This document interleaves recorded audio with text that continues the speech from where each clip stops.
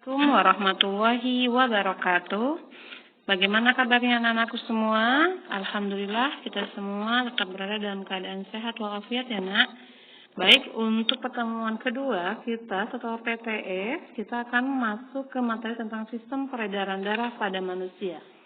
Oh ya, kemarin kalian sudah nonton belum videonya tentang peredaran darah pada manusia?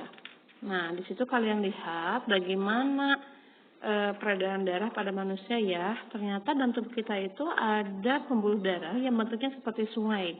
Nah, di dalam pembuluh darah itu ada yang namanya plasma darah dan sel darah. Nah, kita pelajari lebih lanjut ya untuk materi tentang sistem peredaran darah pada manusia. Jadi di tema 4 ini kalian akan belajar tentang sistem peredaran darah pada manusia. Kalian akan pertama kali mengenal bentuk-bentuk darah dan fungsinya. Kemudian nanti kalian akan ibu kenalkan dengan pembuluh darah ya yang kalian lihat kemarin yang seperti sungai. Kemudian nanti terakhir kita akan mengenal gangguan pada sistem peredaran darah. Dan kalau ada waktu kita akan melakukan percobaan untuk mendapatkan nilai KI 4 dari tema 4 ya. Baik, ibu lanjutkan. Nah, seperti ini darah pada manusia, di mana ada dua bagian, ada yang namanya plasma darah dan ada yang namanya sel darah. Sel darah ini kita bagi menjadi 3 bagian, sel darah putih, sel darah merah, dan keping darah. Jadi ada 3 ya, yang warna kuning namanya plasma darah, dan hampir 55% itu terdiri dari plasma darah. Nanti kita bahas lebih lanjut. Kemudian sel darah putih dan trombosit hanya sedikit ya. Trombosit itu keping darah. Kemudian yang paling banyak berikutnya adalah sel darah merah. Oke, kita lanjut. Nah, kita lanjut. Nah, ini seperti ini darah kita. Tadi ibu sudah jelaskan ada plasma darah, ada sel darah. Sel darah kita bagi 3. Sel darah merah kita sebut dengan nama eritrosit. Kemudian sel darah putih yang kita sebut dengan nama leukosit. Dan keping darah yang kita sebut dengan nama trombosit ya. Mohon maaf itu ada tanda kurung kebalik ya.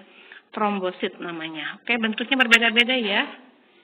Kalau yang darah merah lihat bentuknya pipih dan ada cekungan di kedua sisi. Kemudian sel darah putih bentuknya seperti bola ya. Seperti salju ya. Kemudian ada lagi keping darah bentuknya dia punya tangan-tangan gitu ya. Nah, nanti kita lihat fungsinya. Apa sih kenapa seperti itu bentuknya? Kita lanjut. Yang pertama, plasma darah. Plasma darah itu ya warnanya kuning, bentuknya cair. Kemudian hampir 55% dari darah adalah plasma darah, di mana kandungannya 92% adalah air.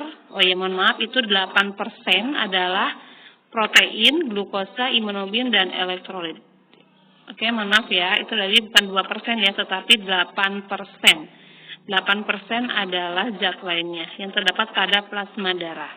Kemudian adapun fungsinya, plasma darah ini berfungsi sebagai pengangkut limbah makanan atau limbah CO2 yang tidak lagi dibutuhkan oleh tubuh, menjaga keseimbangan cairan tubuh ya supaya tetap seimbang, membantu proses pembekuan darah. Ketika kita luka, maka dia akan membantu proses pembekuan darah sehingga tidak lagi banyak darah yang keluar, menjaga suhu tubuh kita supaya tetap normal, kemudian melawan infeksi bakteri ya. Nanti selain sel darah putih, plasma darah juga berfungsi untuk menjaga tubuh kita dari serangan bakteri atau kuman yang masuk ke dalam darah, kemudian menjaga keseimbangan asam basa di dalam tubuh. Karena tubuh kita itu harus selalu seimbang asam dan basanya. Oke, kita lanjut. Materi berikutnya adalah tentang sel darah merah. Bentuknya seperti ini ya. Nah, kalian sering lihat mungkin darah ya ketika kalian terluka gitu ya. Kalian melihat keluar warna merah dan warnanya itu berbeda-beda ya. Nanti tergantung dari golongan darah. Nanti kita bahas di pertemuan selanjutnya. Sel darah merah kita kenal dengan nama eritrosit. Memiliki bentuk pipih dan kedua sisi cekung di bagian tengah ya. Kemudian warnanya merah karena adanya hemoglobin. Mungkin pernah dengar ya. Kemarin waktu kita bahas sistem pernapasan, kita mendengar kata hemoglobin. Jadi ketika oksigen bertemu dengan darah yang mengandung hemoglobin, maka akan berubah warna. Karena warna asalnya darah itu berwarna biru. Ketika bertemu dengan hemoglobin dan oksigen, maka warnanya berubah menjadi merah. umurnya kurang dari 120 hari dan bersifat elastis. Ya, seperti itu, sehingga nanti berfungsi membantu dalam pelebaran pembuluh darah. Jadi kalau pembuluh darah kita terlalu banyak mengandung lemak atau banyak sampah, nah sisa darah merah inilah yang berfungsi untuk membuat pembuluh darah lebih lebar, karena tadi sifatnya elastis. Adapun fungsinya adalah mengikat oksigen dan membawa oksigen dari paru-paru ke seluruh tubuh. Ada juga dia membawa sari-sari makanan ya. Nah ini oksigen dari paru-paru dibawa ke seluruh tubuh, nanti karbon dioksida akan dibawa kembali ke dalam paru-paru ya. Nanti itu ada di dalam pembuluh darah. Kemudian berikutnya adalah sel darah putih atau kita kenal dengan nama leukosit ya. Tadi kalau sel darah merah kita kenal namanya eritrosit. Erit itu merah, sit itu adalah darah. Leukosit artinya leu itu putih, sit itu darah. Jadi darah putih. Nah, sel darah putih ini berbeda dengan sel darah yang lain karena sel darah putih ini memiliki nukleus atau kita kenal dengan nama inti sel. Memiliki bentuk yang berbeda-beda. Tadi kalau sel darah merah kan bentuknya tipis dan oval gitu ya di tengah-tengah, cekung ya di tengah-tengah. Tapi kalau sel darah putih dia punya banyak bentuk. Di samping Bruno tunjukkan gambar sel darah putih ya. Ada yang neutrofil, ada eosinofil, basofil, monosit, atau limfosit. Nanti kalian bisa cari lagi di bah Google ya, keterangan setiap bentuk dari sel darah putih. Dan sel darah putih ini juga diproduksinya di sumsum tulang ya. Makanya biasanya nanti kalau kekurangan sel darah putih kena yang namanya leukemia. Sumsum tulang belakangnya tidak bisa menghasilkan sel darah putih, sehingga tubuh lebih rentan terkena penyakit ya. Tadi fungsinya adalah melindungi tubuh dari infeksi karena bakteri dan zat lainnya. Kemudian melindungi tubuh dari penyakit menular. Ya, waktu di video kemarin kalian lihat mungkin ya pasukan sel darah putih gitu ya. Digambarkan mereka membawa senjata yang memang fungsinya adalah membunuh bakteri yang masuk ke dalam darah. Jadi ketika darah kita sehat, insya Allah tubuh kita juga akan sehat. Oke, lanjut. Yang berikutnya adalah keping darah. Sebenarnya keping darah ini bukan bagian dari sel darah, tetapi sering dimasukkan ke dalam sel darah.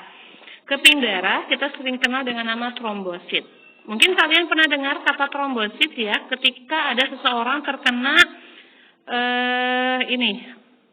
DBD ya, trombositnya turun gitu ya. Nah, bentuknya trombosit ini beragam. Ada yang oval dan ada yang memanjang. Seperti gambar di samping ya. Jumlah keping darah pada orang dewasa sekitar 15.000 sampai 40.000. Kemudian masa hidupnya 5 sampai 9 hari. Makanya kalau kita terkena penyakit kekurangan trombosit, biasanya kita harus dirawat ya supaya trombositnya meningkat.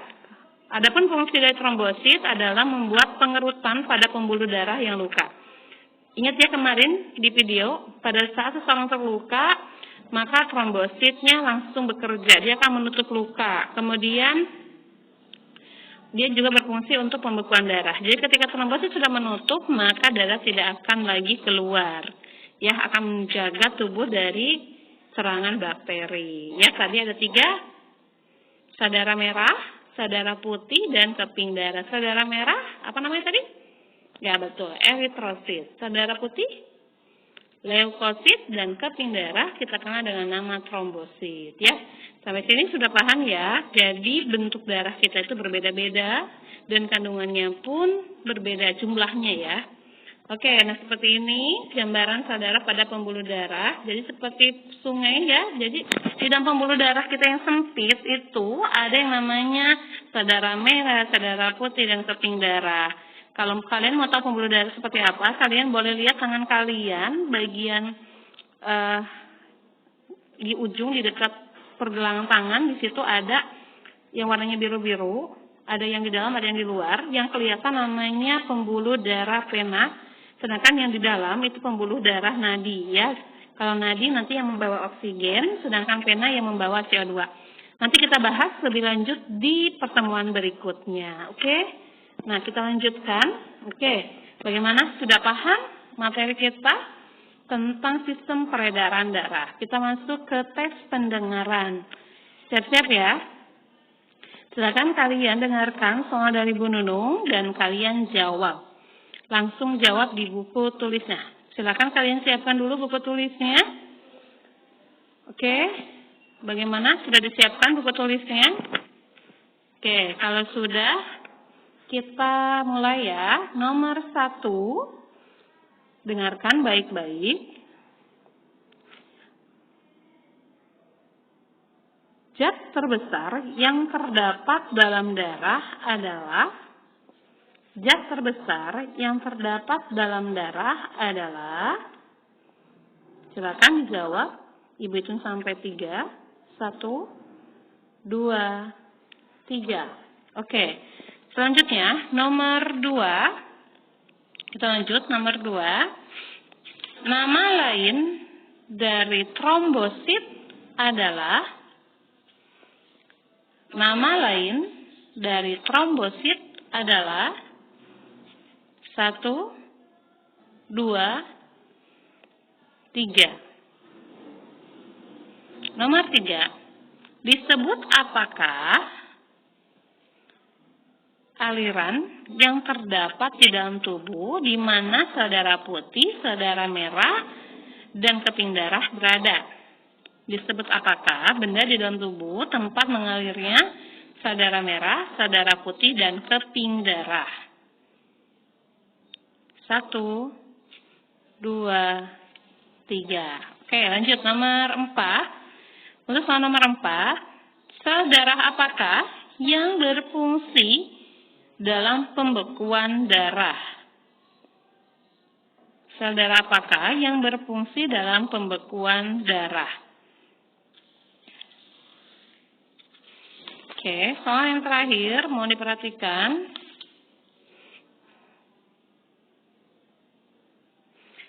Sel apakah yang dihasilkan di sumsum tulang? Sel darah apakah yang dihasilkan di sumsum tulang? Oke, sudah 5 pertanyaan. Silakan nanti kalian kirimkan jawabannya ke Bu Nunung. Semoga pertemuan ini membawa manfaat. Pengetahuan kita tentang darah pun bertambah. Oke, terima kasih untuk waktunya. Assalamualaikum warahmatullahi wabarakatuh.